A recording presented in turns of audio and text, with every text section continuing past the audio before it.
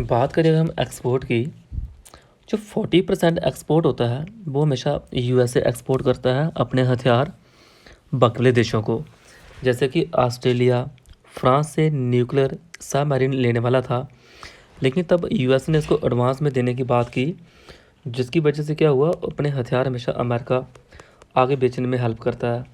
इन हथियारों को जो बात करें डिज़ाइन कौन करता है, वो ब्रिटेन। जो टेक्नोलॉजी देता है वो देता है यूएसए।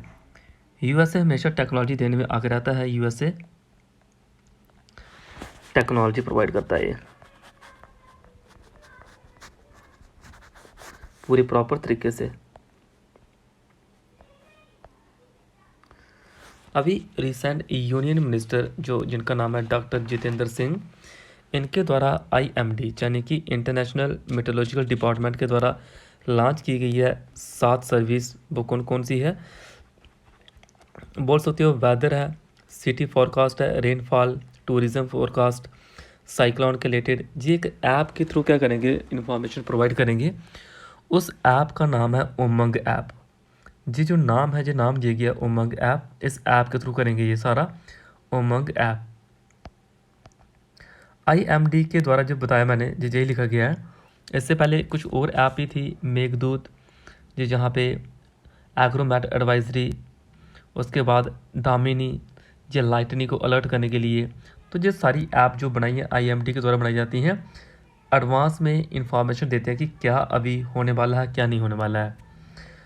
उसके बाद आगे नेक्स्ट बात करें एनआईओटी, यानी कि एनआईओटी की बात करें, national institute of ocean technology. कई बार एग्जाम में डायरेक्ट फुल फॉर्म पूछी जाती है, तो इसकी फुल फॉर्म पता होनी चाहिए। फुल फॉर्म क्या है एनआईओटी की, national institute of ocean technology. इसके द्वारा भी क्या बोला गया है, थोड़ा मैं दिखा देता हूँ आपको, तो समझा देता हूँ, समझाना है तो देखो। बात करते हैं मत्स्य 6000, मत्स्य 6000। ये क्या है, 6000 मीटर की गहराई में, जहाँ बोल सकते हो 6 किलोमीटर, 3 लोगों को भेजा जाएगा। ऐसा व्हीकल भेजने की बात करें हैं, जिसको हमें मत्स्य 6000 भी बोला गया है। और इस मिशन का नाम है समुद्रयान मिशन। क्या करेगा, एक्सप्लोर करेगा डीप सी, उसके अंदर समुद्र के अंदर जो रिसोर्सेज हैं, मिनरल हैं। जे आपने एक मूवी आई थी अभी, राम सेतु मूवी, राम सेतु मूवी में ये सब कुछ देखा गया है। राम सेतु मूवी में तो ये सब कुछ दिखाया गया था उस मूवी में। तो किस तरह से करेगा, इसमें जो पार्टिसिपेट करेगा वो पार्टिसिपेट करेगा ISRO, DRDO, defence research development organisation. और इसको इम्प्लीमेंट करने वाला कौन है, national institute of ocean technology. तो आपको मैं थोड़ा दिखा देता हूँ ये क्या है। ये जहाँ पे डॉक्टर जितेंद्र सिंह के द्वारा मत्स्य 6000, ये सेम है जो समुद्र राम सेतु मूवी में जो दिखाया गया है। आपसे कोई पूछे कि ये कौन सी मिनिस्ट्री के अंडर में है, जो ये है ministry of earth and science. India की बात करें, कोस्टल रीजन में कितना इसका एरिया है, वो है 7517 किलोमीटर। ये सारा है कोस्टल एरिया इंडिया का। 30% जो पॉपुलेशन है इंडिया की, वो कोस्टल रीजन पे डिपेंड करती है। क्यों डिपेंड करती है, क्योंकि उधर से मछली पालन, मछली को बेचना, उससे एक अपना लाइवलीहुड ऑब्टेन करना, एक्वाकल्चर बोल सकती हो, टूरिज्म बोल सकती हो। तो ओवरऑल इसको एक नाम दे सकती हो, वो नाम है ब्लू इकॉनमी। ब्लू इकॉनमी नाम दे सकती हो। एम क्या रहेगा इसका, समुद्र से पॉली मेटालिक नोड्यूल, जिसमें मैग्नीज, निकल, इस तरह से कोबाल्ट आपको देखने को मिलेंगे, जो बहुत ही इंपॉर्टेंट है, बहुत ही कॉस्टली हैं। ये सारी चीज़ें इसके थ्रू डिटेक्ट की जाएंगी। ये समुद्रयान मिशन जो मैंने आपको बताया अभी पूरा समुद्रयान मिशन के बारे में, सेम जो राम सेतु मूवी में समुद्र के अंदर अक्षय कुमार जाता था, तो उस तरह से न्यू न्यू टेक्नोलॉजी की बात करें हैं। Deep ocean mission, deep ocean mission की बात करिए, डीप ओशन मिशन क्या है, ये ministry of earth and science के अंडर में आएगा।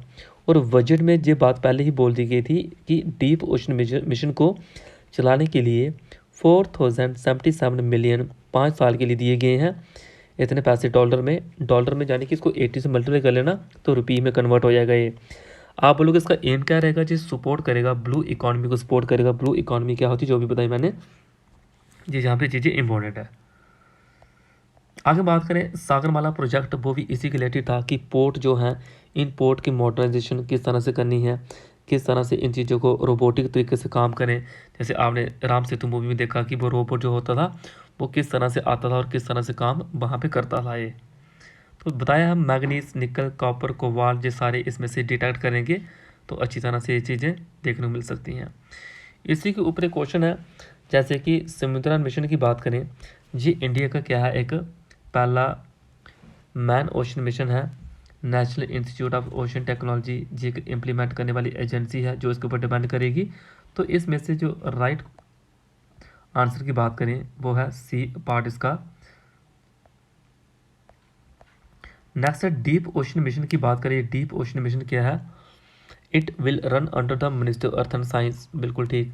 वजन में जो बात बोली गई थी 5 साल के लिए ये इतना पैसा देंगे, और इसका सपोर्ट क्या रहेगा जी, कि ग्रीन जी, जहाँ पे लिखा गया है ग्रीन, ये ग्रीन के लिए नहीं था, ये ब्लू इकॉनमी की बात करेगा, ब्लू इकॉनमी। तो तीसरा वाला गलत था, 1 और 2 बिल्कुल ठीक है, 1 एंड 2 यानी कि ए पार्ट इसका राइट आंसर। आगे बात करें WHO की, ये क्या है, वर्ल्ड हेल्थ ऑर्गेनाइजेशन है। इसमें क्या क्या बातें बोली गई हैं कि ये जो बॉडी है ये बनी गई थी 7 अप्रैल 1948 में। इसके हेडक्वार्टर जिनेवा स्विट्ज़रलैंड में देखने को मिलते हैं। इसके 6 सेमी ऑटोनोमस रीजनल ऑफिस भी देखने को मिलते हैं। और बाकी ये जो डे है ये हेल्थ डे के नाम पे सेलिब्रेट करते हैं, दैट इज़ 7 अप्रैल। ये कौन कौन सी रिपोर्ट को प्रस्तुत करता है, वो रिपोर्ट कौन कौन सी, एक रिपोर्ट है वर्ल्ड हेल्थ रिपोर्ट, न्यूट्रिशन की, विज़न की, एयर पोल्यूशन की और हेयरिंग की, ये सारी रिपोर्टें ये WHO देता है। आगे है मेरापी वोल्केनो, क्या है, एक इंडोनेशिया में वर्ल्ड का ऐसे बोल सकते हो मोस्ट एक्टिव वोल्केनो देखने को मिला अभी इंडोनेशिया में। सर्बिया और कोसोवो की बात करें, जो यूरोपियन यूनियन की बात कराइए। बाकी जहाँ पे एनेक्सेशन की बात करें, जो रशिया के प्रेसिडेंट है पुतिन, इनके द्वारा क्रीमिया को एनेक्स किया गया था। क्रीमिया को एनेक्स किया गया था 2014 में देखने मिला था क्रीमिया, जिसको रशिया के द्वारा एक रेफरेंडम करवाया गया था। रेफरेंडम का मतलब होता है कि लोगों से पूछ के कि आपको कौन से देश के साथ रहना है, यूक्रेन के साथ रहना है कि या रशिया के साथ रहना है, जो उसके ऊपर डिपेंड करता है रेफरेंडम।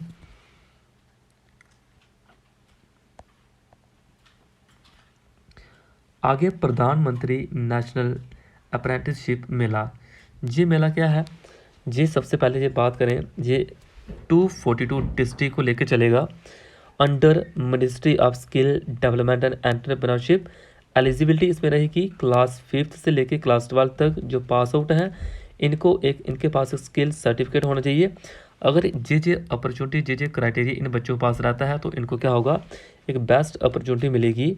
जहाँ भी वो ये 2026 का टारगेट लेके भी चल रहा है कि इन बच्चों को किस तरह से अर्न एंड लर्न करवाएंगे, यानी कि एजुकेशन के साथ साथ पैसे कमाना, कोई अलग अलग कंपनी में अलग अलग सिस्टम में इनको जहाँ पे रख लेंगे, जिनको टेक्निकली जो माइंडेड स्किल अच्छे स्टूडेंट हैं, तो यानी कि अर्न एंड लर्न के ऊपर फोकस करेंगे ये। तो ये बात यहाँ पे बोली गई है। बाकी गवर्नमेंट के द्वारा इंट्रोड्यूस किया गया बिल लोकसभा में क्या करने के लिए, स्ट्रेंथन करने के लिए ट्राई सर्विस। ट्राई सर्विस का मतलब होता है जिसमें एयरफोर्स, आर्मी और इंडियन नेवी आती है। बाकी आगे क्या है, बिजनेस 20 क्या है, एक मीटिंग है G20 की मीटिंग, जो अभी रिसेंट देखने को मिलेगी हमें सिक्किम में देखने को मिलेगी कि जो बिज़नेस आइडिया है वो किस तरह से अपने देश में लेकर चलेंगे हम। बाकी बात करें मिनिस्ट्री ऑफ रोड और ट्रांसपोर्ट को इस तरह से लेकर चलेंगे, पूरी प्रॉपर गाइडलाइन का ध्यान रखना है कि वो हमारे इन्वायरमेंट के ऊपर इफेक्ट ना करें।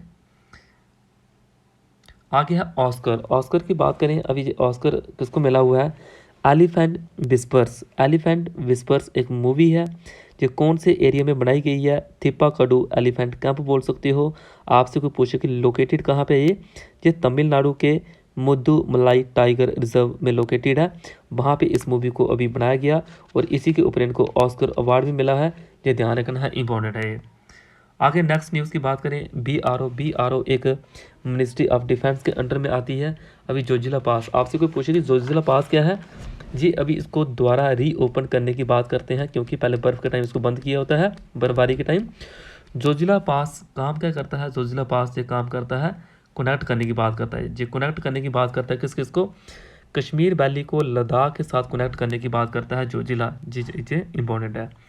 बाकी mountain pass of the blizzard, ये इसका मतलब क्या है कि जो बर्फ़ वगैरह पड़ी होती है बर्फ़ के टाइम ये चीज़ें देखने को मिलती हैं।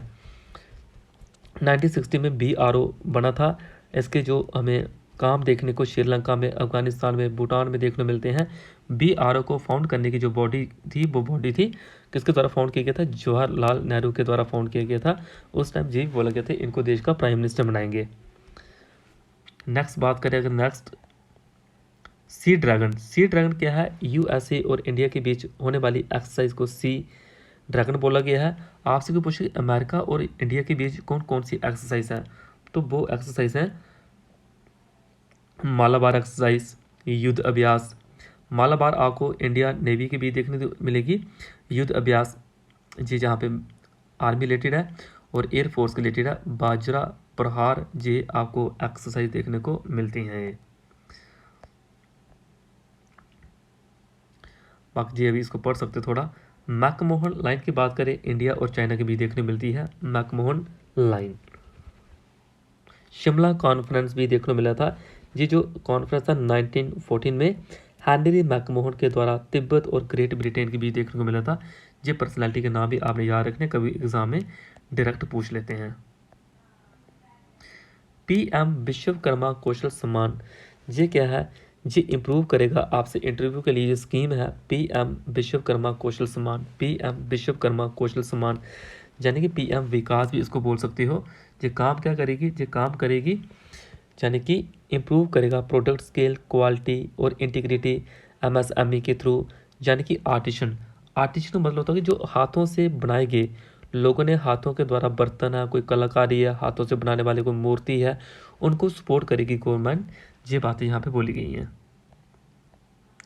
मास्टर प्लान किसका है? न्यू दिल्ली का है मास्टर प्लान। NCR इसमें देखने को मिलता है। NCR का मतलब होता है नेशनल कैपिटल रीजन, कि किस तरह से सिटी को इम्प्रूव करने की बात करता है, किस तरह से सिटी को डेवलप करने की बात करता है। ये बातें सारी यहाँ पे बोली जा रही हैं। ऑनलाइन गैम्बलिंग अभी रिसेंट कौन से गवर्नर के द्वारा जो बिल प्रस्तुत होता है, इस बिल को एक बार गवर्नर रोक सकता है, लेकिन दूसरी बार इस बिल को नहीं रोक सकता। दूसरी बार गवर्नर को पास करना ही होता है। अभी तमिलनाडु के गवर्नर के द्वारा आर्टिकल 200 के द्वारा ऑनलाइन गेमिंग को बैन करने की बात की गई है। विच session of the national platform for disaster risk reduction, ये था नरेंद्र मोदी का तीसरा सेशन। किस तरह से डिजास्टर जो देखने को मिलता है इसको किस तरह से रोकना है। मनी लॉन्ड्रिंग का मतलब होता है गलत तरीके से कमाया हुआ पैसा, गलत तरीके से जहाँ गलत कामों पर लगाना, तो यानी कि वर्चुअल डिजिटल एसेट बोल सकते हो। इसके थ्रू इन चीज़ों को कवर करेंगे। लोकतक लेक, कई बार एग्जाम में क्वेश्चन आता है लोकतक लेक। ये मणिपुर का लेक है जहाँ पे आपको कैबुल लामजाओ नेशनल पार्क है। ये क्या है? फ्लोटिंग नेशनल पार्क है। कोई पूछे कहाँ पे है? ये है कहाँ पे? आपको मणिपुर लोकतक लेक जी आपको वहाँ पे देखने को मिलेगा। इंपॉर्टेंट है, इसको बुलाना मत, इंपॉर्टेंट है ये। बाकी ये थे करंट अफेयर के टॉपिक आप लोगों के, इनका नॉलेज जरूर रखिए।